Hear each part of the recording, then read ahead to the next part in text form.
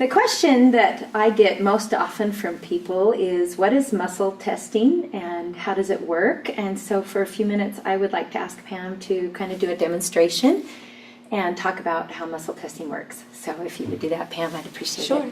So usually we use the person's non-dominant arm, and I'm just going to have you hold it up. And the intent is not to necessarily outmuscle Janet, but to actually just push down while she's pushing up so that we can match our strength. And I'm going to have her make a statement. My name is Janet. My name's Janet. There we go. And my name is Brenda. My name is Brenda. And that goes weak. Oh, yeah, I can hold that one up. Try that one more time. And this time you hold up as strong as you can, and then let me push it down to see what happens. So you're going to say, my name is Janet. My name is Janet. There's our strong test. And my name is Brenda. My name is Brenda. And there's our weak test. She loses just a little bit of energy right there. It helps us to know that based on the fact that the body can give us a confirmation or a negative answer, a positive answer or a negative answer, we can actually, by asking yes and no questions, the body can reveal truth to us and to help us to know maybe what age we need to go to in the process, or what emotions we need to talk about, or even who's involved, like the mom's involved or the dad's involved. So with muscle testing, we're able to identify that. Another thing about muscle testing is that usually the person that's doing the muscle testing needs to be in a very neutral place, and so does the person that's being tested. In other words, it can't be really used to determine if somebody's lying or used to control somebody. From my perspective, it doesn't work in that realm. It works when we come with pure intent, with the willingness to serve, and with the willingness to come to truth, and that we're not attached to the outcome.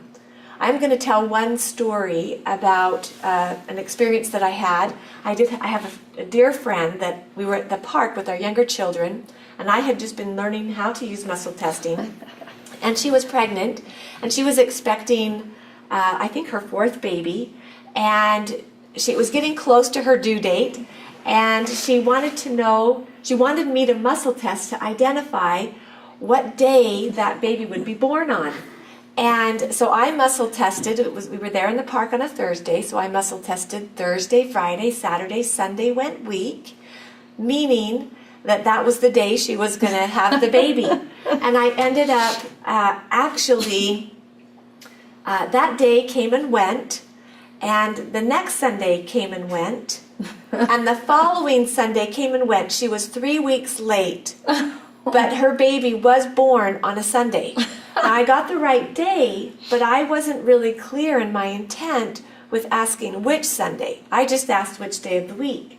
So with muscle testing, sometimes there can be confusion with answers, but it depends on how clear you are with the information that you're asking the body to give you. Because what you put in is what you get back out. Same as with computers and technology. But it was a funny experience, and I learned a lot. I learned that I don't necessarily go around now and predict when somebody's going to have a baby or if it's a boy and girl. I sometimes think that some of that information, it can be accurate, but I think that it's not necessary. So I'm not dependent on muscle testing. I want us to be clear that there are certain rules and boundaries that we work with. It can be used as a tool to help us gather information. It can be very, very accurate, but again, not used to predict the future or to use it in a mystical way. That's not necessarily how I use it. Or to diagnose or prescribe. Yes. I think that's really important. That is really important. That yes. we say that because that's critical. Yes, and we don't go around and muscle test if somebody has a serious illness or if they've been abused. It's not used in any of that form. In fact, I'm very careful to teach the facilitators and the students not to use it that way. I feel like it's important that when the person's coming forward to ask information about their emotional health and issues from the past, that we not be so overly enthusiastic that we give all the answers and tell them exactly what happened. In working through the process, it's a discovery, and the person needs to be ready to hear and to face whatever pain that they experienced during that time. So we work with the muscle testing, and I teach this in the year-long class, to work with it in responsible ways and to use it in the ways that it's intended. And the other thing is that when it is used with ill intent, it doesn't work. That's right. So it really operates from a place of belief and trust, and you have to trust the muscle testing, and it can't really be used to manipulate or control. It just starts giving you incongruent answers. And I'd have to say too, Pam, that using it, sometimes when you first learn it, you think, oh, I'm going to muscle test that and that, and you kind of get excited about it. But I think it's really important to understand that we should never muscle test. It should never be used without someone's permission. Oh, I agree. And I think that's really agree. important, that permission that you give me to muscle test for you, or I give you to muscle test for me, is the key that unlocks the proper response. Does that make sense? I agree, and I really, really appreciate your bringing that forward, because it's something that I hold really sacred, and I feel I would never want to use muscle testing to override somebody's free will or free agency. And I have seen mothers, or maybe even fathers, that are so overzealous that they might muscle test for their. And for small children, I understand that, because they're a parent and they're trying to find out what's going on for their child.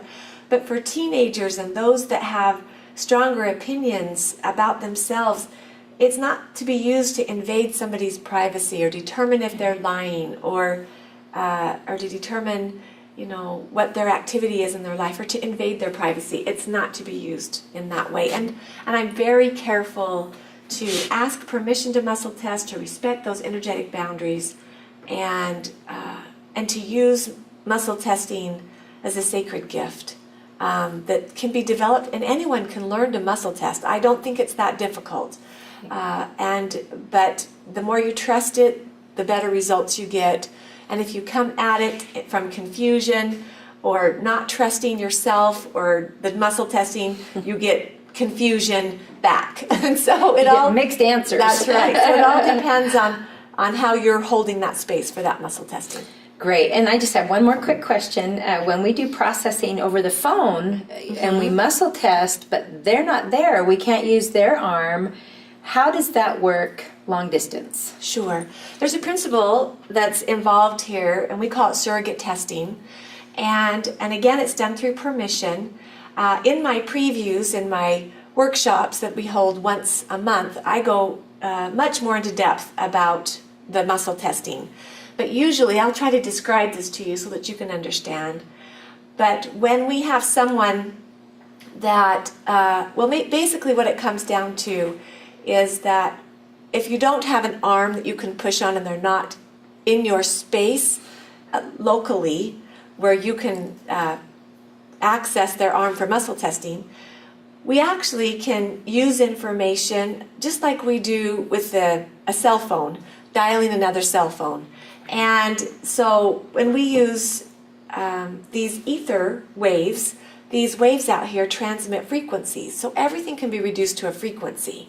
So basically, when we're muscle testing over the phone, my energetic cell phone is connecting with Janet's energetic cell phone, and we're able to pick up on each other's energy just like we would if we were communicating wireless. And that's exactly what we're doing, is communicating wireless. And if we have the power to develop the technology to use these principles, and I don't understand how it all works, but I do know that it works. Mm-hmm. And it's the same thing with muscle testing. If we have the capacity to develop the technology, perhaps the body already does that and knows how to communicate wireless.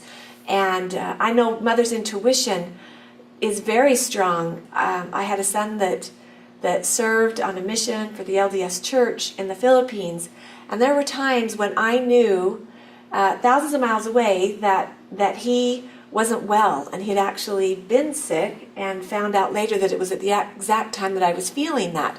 So feelings actually transcend the space and time dimension that we live in. Right. And I just want to acknowledge that those experiences are real, those feelings are real, and that we're using the same principles as the internet and wireless principles. That's what we're using with the muscle testing. Absolutely. I hope that helps. That does, and it's beautiful. When my daughter went to China, she emailed me and said, "Mom, something's going wrong, will you muscle test and kind of do a priority test? And if there's trapped emotions, will you just kind of release them for me? I don't know, that's help me release them. And so, you know, I did, she gave me permission first, which allowed me to tune into her wireless, you know, wirelessly. And I sent her the information, and she was able to let go, and it worked. beautiful. It worked really well. That's so, beautiful. All right. Thank you so much. Thank you.